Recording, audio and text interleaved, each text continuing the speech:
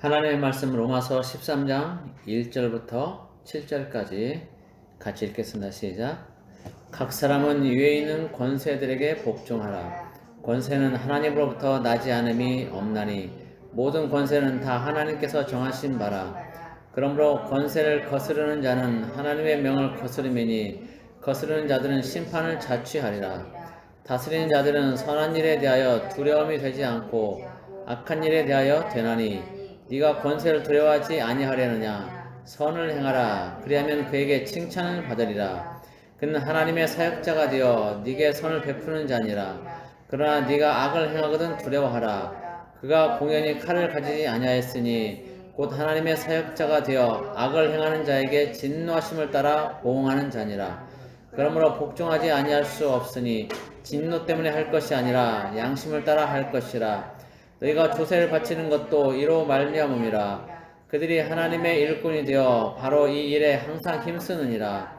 모든 자에게 줄 것을 주되 조세를 받을 자에게 조세를 바치고 관세를 받을 자에게 관세를 바치고 두려워할 자를 두려워하며 존경할 자를 존경하라. 아멘. 오늘 말씀은 위에 있는 권세라는 제목으로 보겠습니다. 위에 있는 권세.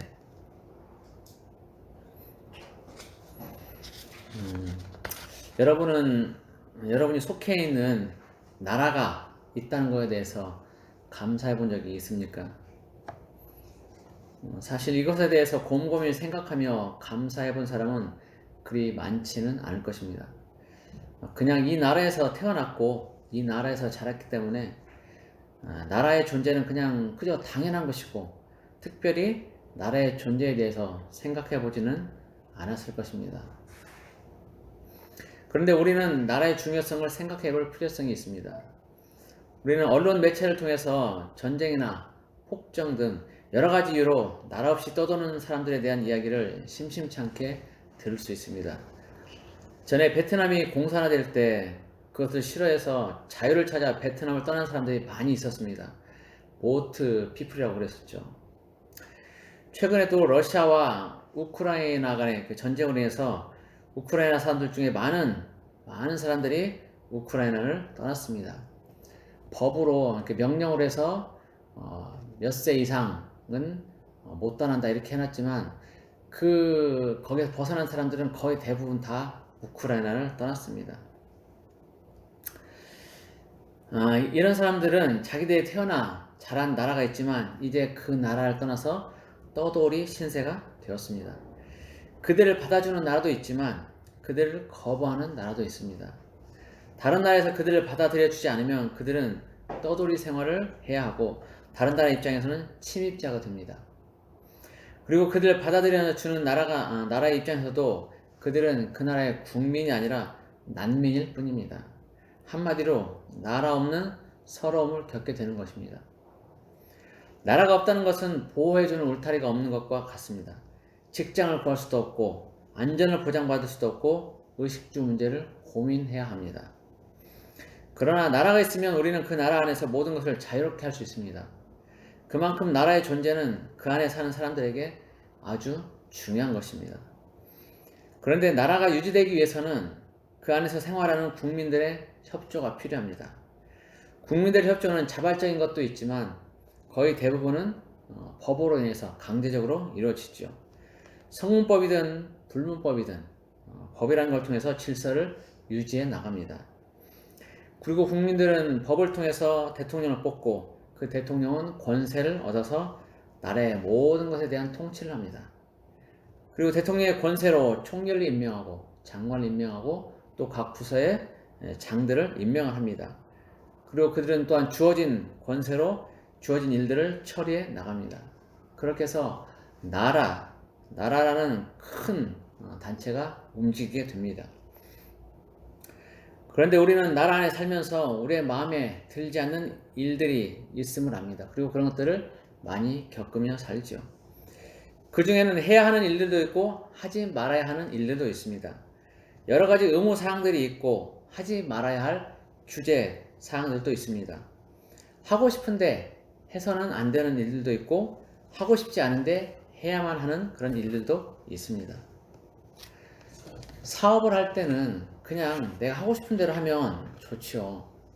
그런데 사업을 하려고 하다 보면 많은 규제들을 충족시켜야 허가가 나옵니다.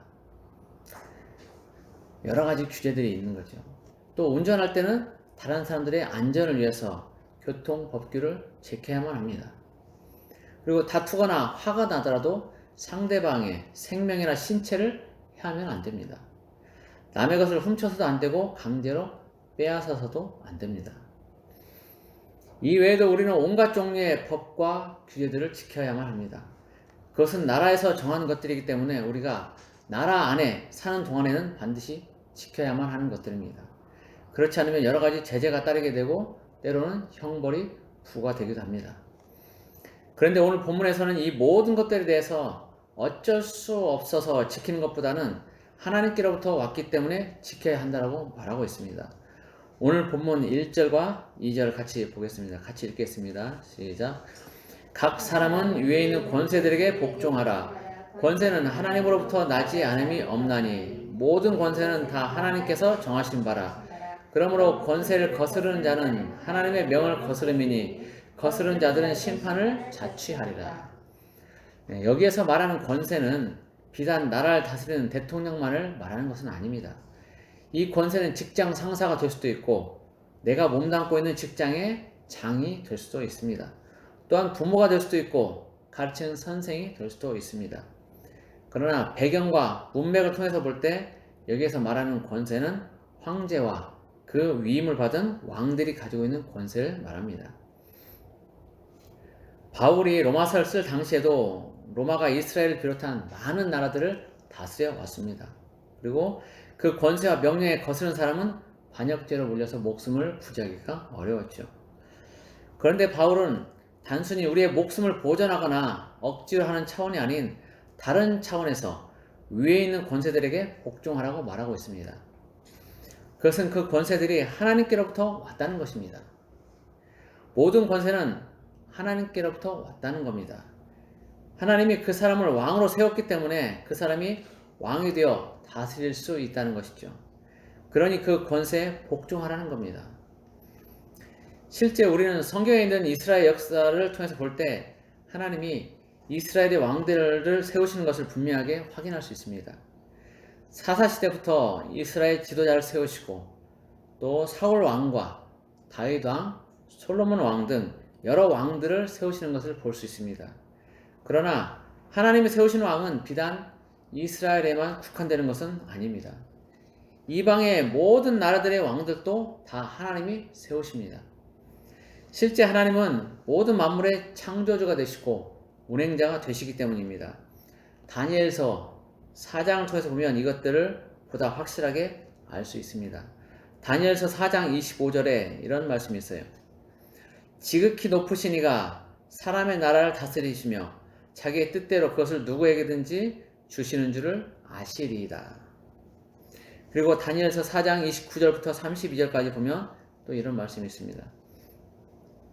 12달이 지난 후에 내가 바벨론 왕궁 지붕에서 거닐세 나 왕이 말하여 이르되 이 큰 바벨론은 내가 능력과 권세로 건설하여 나의 도성으로 삼고 이것으로 내 위엄의 영광을 나타낸 것이 아니냐 하였더니 이 말이 아직도 나 왕의 입에 있을 때 하늘에서 소리가 내려 이르되 느부갓네살 왕아 네게 말하노니 나라의 왕위가 네게서 떠났느니라.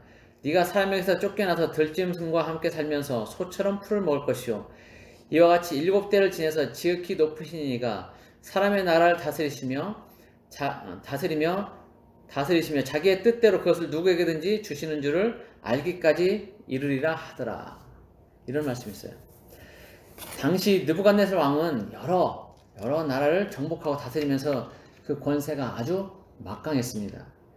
그래서 그 모든 것들이 자기의 힘으로 이룬 자기 업적이라고 생각하면서 교만한 마음을 먹고 자랑을 했습니다. 그러자 하나님이 그를 낮추시기 위해서 그를 왕위에서 쫓겨나게 하시고 들짐승들과 함께 살도록 하셨습니다. 그러면서 하나님이 모든 나라를 다스리시며 그것을 하나님의 뜻대로 누구에게든지 주시는 것을 알게 될 때까지 7년을 그렇게 살 것이라고 말씀하셨습니다. 느부갓네살 왕은 자기가 이룬 업적이 자기 스스로 이룬 것이라고 생각을 하지만 실제 그것은 하나님이 주신 것이라는 겁니다. 즉 하나님이 왕을 세우시고 또 회하기도 하시고 하시면서 그들을 통해서 일을 하신다는 거죠. 실제로 바벨론 느부갓네살 왕은 이스라엘이 우상 숭배하며 악을 행하고 하나님을 떠날 때 하나님이 그를 들어서 이스라엘에 대한 징계 막대기로 사용을 하셨습니다. 예레미야서 25장 9절이나 27장 6절을 통해서 보면 알 수가 있어요. 반면에 바사의 고레스 왕은 포로로 잡혀간 이스라엘 백성들을 포로에서 해방시키는 도구로 사용하셨습니다. 이것은 이사야서 44장 28절이나 45장 1절을 통해서 알 수가 있습니다. 이처럼 하나님은 세상의 모든 왕들을 세우기도 하시고 폐하기도 하십니다. 그래서 왕의 권세에 대해서 거스르는 자는 곧 하나님께 대하여 거스르는 것이 됩니다. 그리고 그럴 때 그 거스르는 자는 심판을 받게 됩니다. 그러니까 우리는 하나님이 세우신 권세자에 대해서 거스르지 말고 복종해야 합니다. 그러면 우리는 이쯤에서 한 가지 의문사항이 생깁니다. 그렇다면 왕을 비롯한 권세자들이 하는 말은 무엇이든 다 따라야 하는가? 이런 거죠. 다시 말하면 권세자들이 하나님의 뜻을 거스르는 명령을 할 때도 그 명령에 복종해야 하는가 하는 문제가 생기는 겁니다. 우리는 그 해답 역시 성경을 통해서 알 수 있습니다. 그런데 결론부터 말하면 하나님의 뜻을 거스르는 명령에는 복종하지 않아도 됩니다.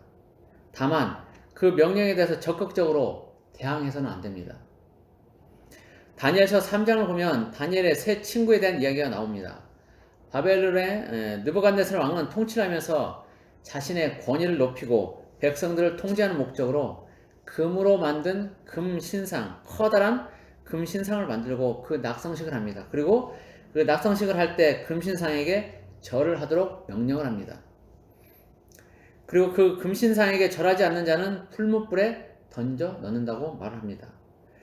그런데 다니엘의 세 친구는 느부갓네살 왕의 그러한 명령에도 불구하고 그 명령에 따르지 않았습니다. 하나님은 율법을 통해서 분명하게 하나님 외에 다른 신을 섬기지 말라고 했고 우상 숭배하지 말라고 했기 때문입니다. 다니엘의 세 친구는 하나님을 향한 온전한 믿음을 가진 자들이었습니다. 그래서 하나님의 말씀에 위배되는 일에는 비록 그 명령이 왕의 권세하는 명령이라고 할지라도 따르지 않았습니다. 왕도 하나님이 세우시니 그 명령에 따라야 하지만 그 왕보다 더 높으신 분이 하나님이시기 때문입니다.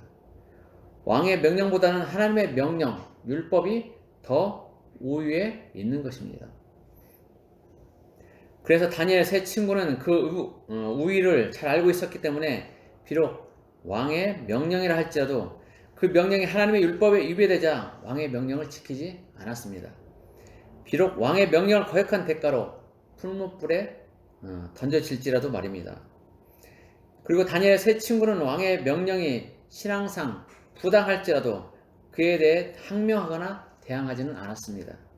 그저 자신들의 신앙을 왕에게 알릴 뿐이었습니다. 다니엘서 3장 17절 18절을 보면 이런 말씀이 있어요. 그 다니엘 세 친구가 하는 얘기입니다. 왕이여, 우리가 섬기는 하나님이 계시다면 우리를 맹렬히 타는 풀무불 가운데서 능히 건져내시겠고 왕의 손에서도 건져내시리이다. 그렇게 하지 아니하실지라도 왕이여, 우리가 왕의 신들을 섬기지도 아니하고 왕이 세우신 금신상에게 절하지도 아니할 줄을 아옵소서. 어떻게 보면 간이 부은 거죠. 왕에게 감히 이런 말을 하는 거니까. 왕의 명령을 거스르면서 하는 얘기니까. 그런데 그들의 신앙은 아주 단단하게 있는 거죠. 이 다니엘 세 친구뿐만 아니라, 근데 이 왕명을 거역한 일들은 다니엘 세 친구뿐만 아니라 다른 사람에게도 있어요. 여러 사람에게 이렇게 일어나는 일들이 있는데 다니엘에도 그런 명령이 주어지는데 다니엘도 그 명령을 이제 따르지 않습니다. 다리오 왕 때 다리오라는 사람이 왕위에 있을 때 그때 다니엘을 시기하는 사람들이 있었어요. 다니엘이 일을 너무 잘 처리하고 완벽하게 처리하니까 다니엘을 시기한 사람들이 생기게 됐습니다. 그래서 그 다니엘을 시기한 사람들에 의해서 이제 30일 동안 왕 외 어느 누구에게도 기도하지 못하게 하는 임시법이 만들어집니다. 그러니까 왕을 설득해서 왕녀 이런 법을 하나 만들어서 앞으로 30일 동안은 왕에게만 뭐든지 구하게 하고 다른 신들에게 다른 사람에게 구하지 못하게 합시다라고 해서 왕이 이제 그 명령에 서명을 하게 됩니다. 그렇게 해서 30일 동안은 왕 외에 어느 누구에게도 기도하지 못하게 하는 이제 임시법이 만들어지죠. 그런데 다니엘은 그러한 법이 만들어졌음을 알고도 평소처럼 예루살렘을 향한 창문을 열고 하루 3차례씩 하나님께 기도를 했습니다. 이 법을 어기는 사람은 사자굴에 던져넣기로 한 것을 알고도 다니엘은 하나님을 향한 열심을 가지고 왕명을 따르지 않고 하나님께 기도를 했습니다. 그리고 다니엘도 역시 왕에 대하여 대항하거나 욕하지 않고 정하지 않고 자신이 당하게 될 손해를 감수했습니다. 하나님의 뜻을 따르느라 권세에 따르지 않으면 그에 따른 손해가 있게 될 수도 있습니다. 그것이 생명과 관계된 것이든 물질적이든 아니면 일신상에 관계된 것이든 어떤 형태로든 손해가 있을 수 있습니다. 그러나 우리는 하나님의 말씀과 세상의 법이 충돌할 때에는 우리에게 주어진 손해를 감수하고라도 세상의 법을 따르지 않아야 합니다. 출애굽기 1장을 보면 모세 탄생과 관련된 이야기가 나옵니다. 당시 애굽에는 애굽을 기근에서 구한 총리 요셉 이후 상당한 세월이 흘러서 요셉을 알지 못하는 새로운 왕이 세워졌습니다. 그런데 그 왕은 이스라엘 백성들이 너무 많아지니까 그것을 두려워해서 히브리 산파들에게 히브리 여인이 해산할 때 태어나는 아이가 여자아이면 살려두고 남자아이면 죽이라는 명령을 했었습니다. 그러나 히브리 산파는 하나님을 두려워해서 하나님의 백성을 죽이는 일을 하지 않았습니다. 산의 아이들이 태어났어도 그 아이들을 죽이지 않고 살려두었습니다. 그런데 하나님은 이 산파들에 대해서 책망하지 않으셨고 오히려 그들의 집안을 흥왕하게 하셨습니다. 이러한 성경 이야기를 통해서 우리는 권세자들이 하나님의 법을 거스르는 옳지 못한 일을 행할 때 거기에 동조하지 않거나 따르지 않아도 되는 것을 알 수 있습니다. 하나님이 모든 왕을 세우시지만 그 왕들이 하나님의 뜻을 따르지 않는 일들도 많이 행할 수 있기 때문에 우리는 하나님의 말씀을 기준으로 그 권세자들의 말을 잘 분별해서 하나님의 뜻대로 행해야 할 필요성이 있습니다. 그러나 하나님의 뜻을 거스르지 않는 한 일반적인 권세에는 복종해야 합니다. 그 중에서 특별히 세금 문제는 민감한 문제이지만 그 역시 복종해야 합니다. 법이 허용하는 한도 내에서는 절세는 가능하지만 탈세는 하면 안 됩니다. 지금도 그 프로그램이 있는지는 모르겠어요. TV. 전에 38기동대라는 그런 프로그램이 있었습니다. 지방에서 고액의 세납을 안 낸 사람들을 상대로 재산을 찾아내고 압류하는 그런 프로그램이었습니다. 사람들은 가진 재산이 많음에도 불구하고 세금을 안 내기 위해서 사는 집 주소를 유장해서 다른 곳에 두기도 하고 또 재산을 다른 사람 명의로 해놓기도 했습니다. 그래서 정작 세금을 내야 하는 자신은 재산이 없는 것처럼 그렇게 행세를 했습니다. 그런데 38기동대 그 세금 징수한 팀은 이러한 은닉 재산을 찾아내서 압류를 하고 강제로 세금을 납부하도록 합니다. 38기동대 팀이 체납자의 집을 찾아가면 대부분은 집에 있으면서도 문을 안 열어줍니다. 그러면 이제 38기동대 팀은 강제로 문을 열고 들어가 재산을 압류합니다. 이들 체납자들은 나라 안에서 나라의 보호를 받으며 온갖 호화로운 생활을 하고 누리면서 마땅히 내야 할 세금은 어떻게든 내지 않으려고 합니다. 세금이 아까운 거죠. 그런데 세금이 아깝기는 다 마찬가지입니다. 누구나 마찬가지예요. 그러나 우리가 나라의 보호를 받고 그 안에서 혜택을 누리고 있다면 정당하게 부과된 세금은 납부하는 것이 옳습니다. 그 세금으로 나라를 운영할 수 있기 때문입니다.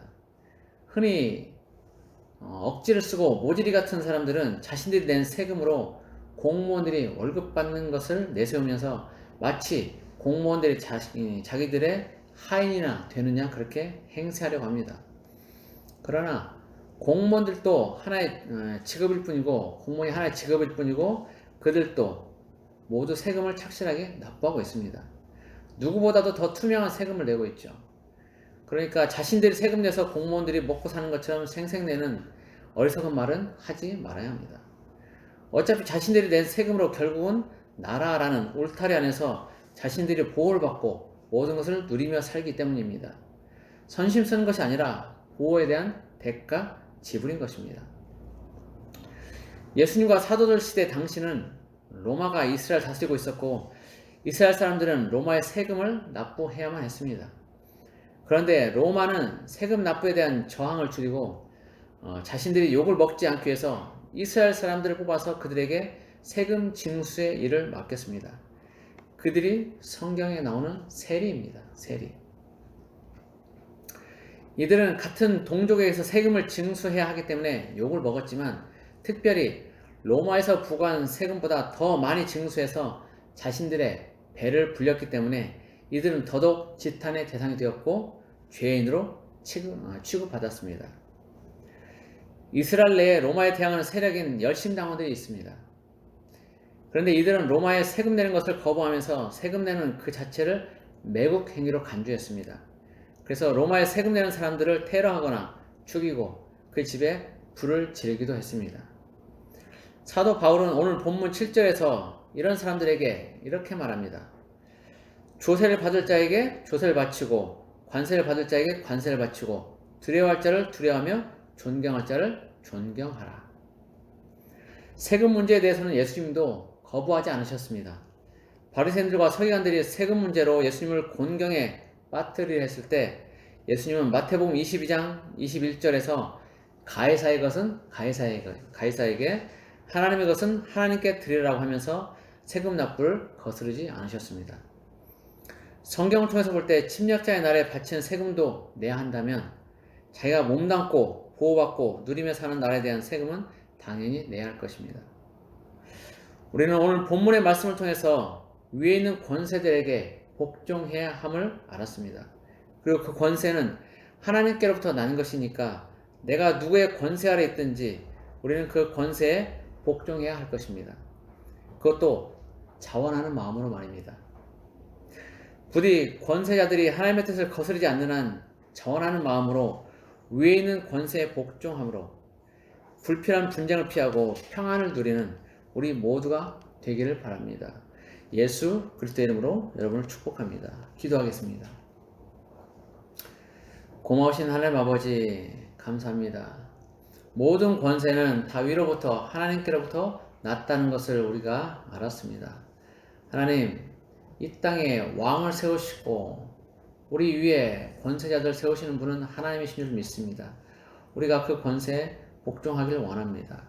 자원하는 마음으로 복종하길 원합니다.